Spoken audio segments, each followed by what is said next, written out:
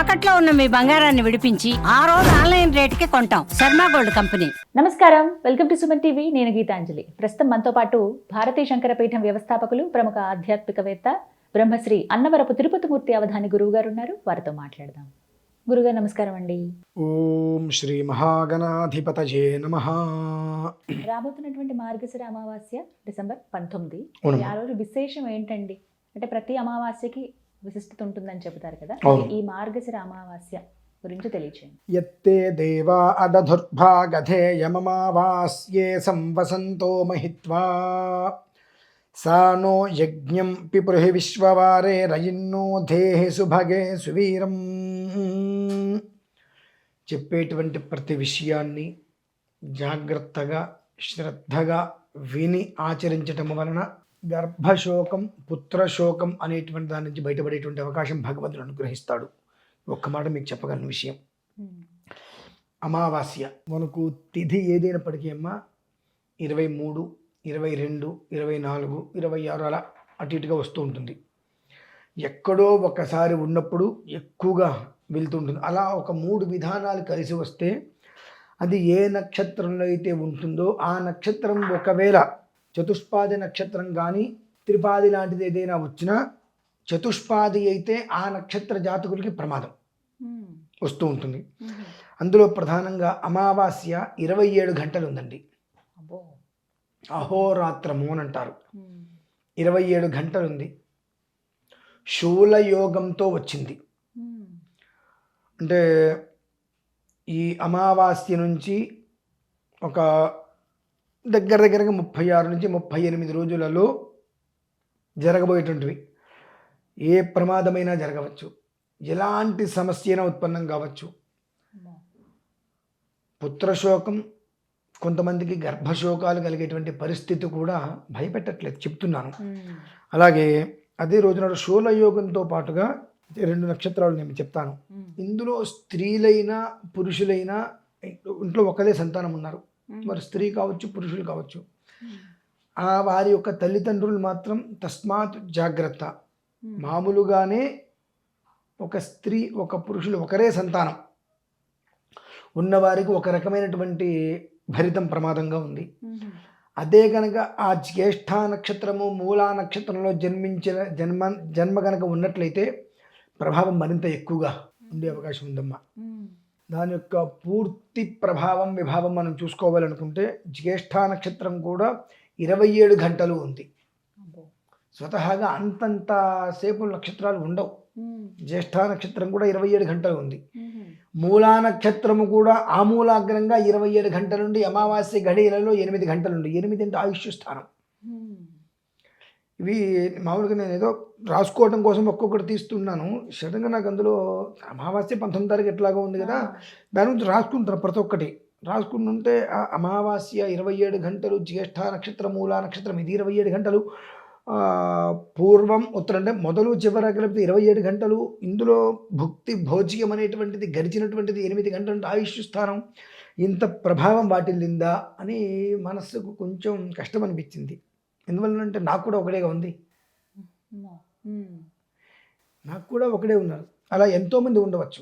వారు అందులోంచి బయటపడాలి అని ఒక ఉద్దేశ్యంతో ఈ విషయం వాళ్ళకి కనుక చెబితే, దీనికి మామూలుగా తగిన ఓంకారేశ్వరం, ఆ ఓంకారంలో అర్చన చేసుకోవాలి. దీనికి ఈ త్రిరావృత్త పాశుపత శాంతి అని చెప్పి ఈ 2 నక్షత్రాలకి సంబంధించి త్రిరావృత్త పాశుపత శాంతి ఓంకారంలో నిర్వహించాలి. అక్కడికి రాలేని వారు ఇక్కడ ఎక్కడైనా ఒకవేళ శివాలయం ఉందంటే అక్కడైనా నిర్వర్తించుకొని గర్భశోకం అవేమీ లేకుండా ఆ ఒక్క దోషం ఉత్పన్నం కాకుండా అక్కడితో నివృత్తి అయిపోవడానికి వీలుగా ఉంటుంది. ఆ తల్లిదండ్రులకి ఎలా ఉన్నదే ఒకళ్ళు ఉన్నప్పుడు వాళ్ళకు కూడా ఏదైనా జరగడానికి జరిగితే కంటికి మంటికి ఒకటే కదా, మరి కంటి దారి వస్తూనే ఉంటుంది, ఉదకం నీరు దారి పారుతూనే ఉంటుంది. వాళ్ళని ఎవరు ఇచ్చేయలేరు. ఏ రకంగా వాళ్ళని మనం ఎవరైనా ఇంట్లో కష్టం కలిగితే మళ్ళీ వాళ్ళు ఇచ్చేయడానికి వెళ్తూ ఉంటాం. మనం ఏ రకంగా ఓదార్చగలుగుతాం? 2-3 ఉన్నారంటే పోనీ అనుకోవచ్చు. ఒకరే ఉన్నప్పుడు దాన్ని మనం ఓదార్చలేం కూడా. ఆ కష్టం ఎవరికి రావద్దని కోరుకోవాలి.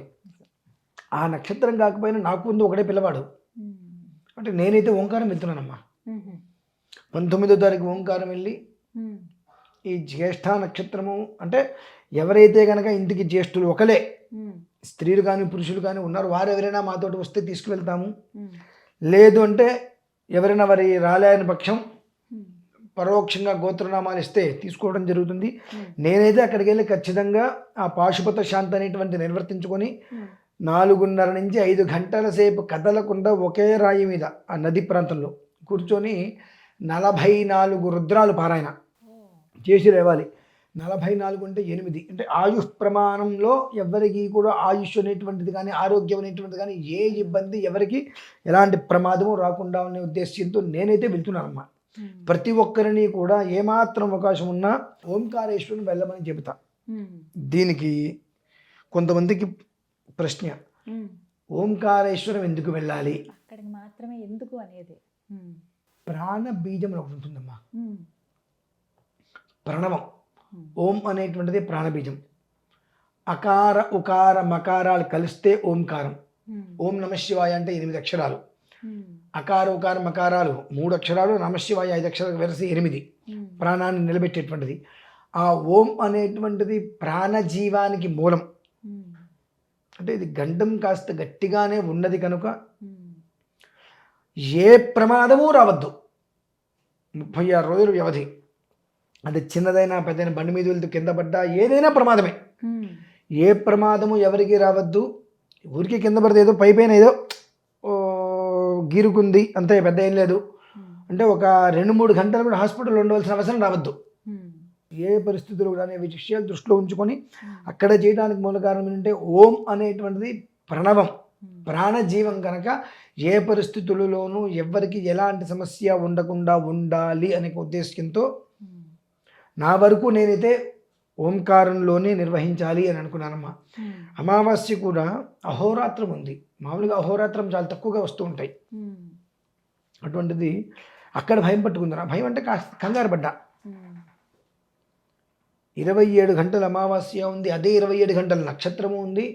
3వ తర్వాత నక్షత్రం కూడా 27 గంటలు ఉన్నప్పటికీ కూడా మొదటి 8 గంటలు అమావాస్య గడియల్లోనే రాత్రి గడియల్లో ఉంది. నీ యొక్క ఉద్దేశ్యంతో మనకు చాతనైంది అంటే మనం వైదికంగా ఉంటూ ఎంతోమందికి మంచి జరగాలని ప్రతి విషయంలో ఆచరిస్తూనే ఉన్నాం. ఎంతోమందికి మంచి జరగడానికి ఎన్నో ప్రయత్నాలు చేసి ఉన్నాం కనుక అటువంటిది ఒక్క ప్రయత్నం చేస్తే అంటే నేను ఈ చాలా కాలం తర్వాత అటువంటి విధానాన్ని చూశా. లేదనుకోండి నేను ఇవాళకి వచ్చి చెప్పను, ఒక వారం రోజుల ముందే చెప్పేవాడిని. నేను ముందే చూసినట్లయితే వారం రోజుల ముందే జాగ్రత్త పడండి అని చెప్పి 1కి 10 సార్లు చెప్పేవాడిని. నేను కొన్ని విషయాలపై ఆ గ్రంథాలు తీసి చూస్తూ రాసుకుంటూ ఉండేటప్పుడు ఇవన్నీ వచ్చేటప్పటికి కొంచెం సమయం దగ్గర లేదు. కానీ ఎట్లయినా అందరికి తెలియచేయాలి. దీని గురించి మాత్రం తస్మాత్ జాగ్రత్త, ఏదో చెప్పారులే అని అనుకోకండి. వాళ్ళు స్త్రీలు కావచ్చు పురుషులు కావచ్చు ఏ నక్షత్రంలో జన్మించారనేటువంటిది కాదు, ఒకరే కనుక ఉన్నారు అంటే జాగ్రత్త పడండి. ఆ ఒక్కరు జ్యేష్ఠమూల నక్షత్ర జాతకులైతే ఇంకాస్త ఎక్కువ జాగ్రత్త పడండి అనేటువంటి విషయాన్ని తెలియచెప్పాలి. భయపడవలసిన అవసరం లేదు. ఎందువల్లనంటే ఓంకారమమలేశ్వరం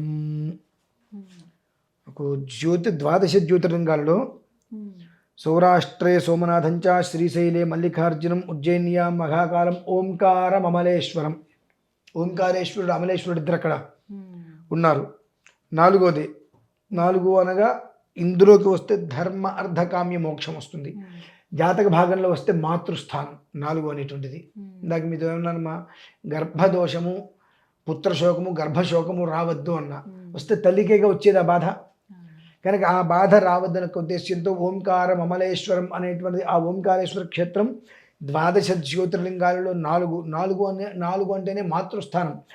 ఆ మాతృస్థానంలో నిలబడి మనం ఓం అనేటువంటి ప్రాణ బీజంతో చేసేటువంటి మహాక్రతువునకు గుడ్డి కూడా కాదు, మెల్లకన్నా కాదు, చక్కగా కనిపించేటువంటి వ్యక్తికి ఏదో ఎక్కువగా ఫోన్లు చూడటం వలన లేదంటే ఏదన్నా శరీరంలో ఏదన్నా విటమిన్ లోపం లాంటిది ఏదన్నా వస్తే కాస్త సైట్ లాంటిది వస్తుంది చూసారండి. కళ్ళజోడు పెట్టుకోవడానికి ముందు కాస్త మసగ్గా అటువంటి దాంతో బయటపడాలి. గుడ్డి కూడా వద్దు, మెల్ల కూడా వద్దు, కేవలం మసక వచ్చింది ఏదో కాస్త అనేటువంటి చిన్న దెబ్బతో బయటపడాలి తప్ప ఎవరికి ఏ సమస్య రావద్దు అనే విషయాన్ని ప్రతి మనిషికి తెలియచేయాలని ఉద్దేశం ఉన్నది. అది విషయం. ఇప్పుడు అక్కడ జరిపించేటువంటి కార్యక్రమం ఏంటండి మీరు వెళ్ళి చేసేటువంటిది? జ్యేష్ఠామూల నక్షత్ర పాశుపత శాంతమ్మ, త్రిరావృత్తంగా, త్రిరావృత్త పాశుపత శాంతి. ఇప్పుడు ఎవరైనా వీటికి నమోదు చేసుకోవాలన్నా అంటే మా పేరు మీద కూడా చేయించండి అని చెప్తే చేస్తారు? వాళ్ళ గోత్రం పేరు రిజిస్టర్ చేయించేసుకుంటే అంటే అమావాస్య ఉదయానికి అక్కడ ఉంటాం మేము. అయితే ముందుగానే ఉండి 19వ తారీఖు ఉదయం నుంచి మొత్తం 4 టైమ్స్ జరుగుతాయి అమ్మా. ఉదయం ఒకసారి, మధ్యాహ్నం ఒకసారి, సాయంత్రం ఒకసారి, రాత్రి సమయం ఒకసారి. మర్నాడు ఉదయం అక్కడి నుంచి మళ్ళీ బయలుదేరి రావటం జరుగుతుంది. అంత అది సుప్రసిద్ధ క్షేత్రము, బీజక్షేత్రము. అందులోనూ కూడా ఆదిశంకరాచార్య స్వామి వారు ప్రసిద్ధంగా నిలబడిన క్షేత్రం. అంటే సాక్షాత్తు ఈశ్వరుడే అక్కడ నిలిచి ఉన్నటువంటి క్షేత్రం అది. కనుక ఆ క్షేత్రంలో చేసినట్లయితే ఖచ్చితంగా రుగ్మతులు జోలికి రాకుండా ప్రమాదం అనేటువంటిది పూర్తిగా నిర్వీర్యం అయిపోయి ఏదో చిన్న మసగ అన్నట్టుగా మాత్రమే ఉండి బయటకు వచ్చి ఈ యొక్క పితృమాతృలకి, మాతాపితృలకి ఈ యొక్క గర్భశోకం లేకుండా, ఎలాంటి ఇబ్బందులు లేకుండా క్షేమంగా ఉండాలి అనే కాంక్షమ్మ. అది విషయం. మంచి సంకల్పం చేశారు. ఆసక్తి ఉన్నవాళ్ళు, అవసరం ఉన్నవాళ్ళు ఫోన్ నెంబర్కి చేస్తే వస్తే మంచిది. ఎన్నో మనకు రోజు సంపాదన ఉంటుంది, రోజు సంపాదన ఉంటే రోజు పనులు ఉంటాయి. ఒక 3 రోజులు టైం పెట్టుకొని అమావాస్య రోజు నాటికి అక్కడికి వచ్చేట్టుగా చేసుకొని అక్కడ వచ్చి మమ్మల్ని కలిసినా పర్లేదు, అయితే అక్కడికి వచ్చి అక్కడ స్నానం చేసి అక్కడ ఏదైనా ఒక రాయిని తీసుకొని అదే ఈశ్వరుడు భావించి నేను అభిషేకం చేసుకుంటాను అన్న నష్టం లేదు. ఆ విధంగా నేను చేసుకోవచ్చు. ఆ ఒక్కరోజుకు మాత్రం ఎన్ని పనులున్నా పక్కన పెట్టుకుని అక్కడికి వెళ్ళటానికి, లేదా అక్కడికి వెళ్తుంటే అక్కడ అందులో పరోక్షంగా అయినా నిర్వర్తించుకునే ప్రయత్నం చేయడం శ్రేయస్కరం. అది విషయం వివరించారండి. ఒక హెచ్చరిక ఇది ఒక రకంగా చెప్పాలంటే. అంతే కదా. అంటే ఆ మాట చెబితే ఇప్పుడు ఎలా ఉంటారంటే వీళ్ళంతా మన మీద భయపెట్టామనుకుంటారు. వాళ్ళని భయపెడితే మనకేమన్నా లాభం అమ్మా? ఇప్పుడు ఇందులో భయపెట్టాను కూడా నాకుంది ఒకటే కదా కొడుకు. వాళ్ళు ఎవరి గురించి కాకపోతే నేనైనా వెళ్ళి చేసుకోవాల్సిందే. నేను వెళుతున్నాను కనుక నాకున్నది ఒకటే కొడుకు, నేను వెళ్తున్నాను కనుక ఆ అవకాశం మీడియా ద్వారా తెలియజేస్తే ఆ ఇబ్బంది ఎవరికైనా ఉంటే వాళ్ళందరూ ముందుకు వస్తారు. ప్రత్యక్షంగాను పరోక్షంగాను ఎవరికి కూడా బాధ ఉండదు అనే ఉద్దేశ్యం. 19వ తారీఖు అమావాస్య. చక్కగా వచ్చారు. ధన్యవాదాలు గురుగారు. పరమేశ్వరార్పణం.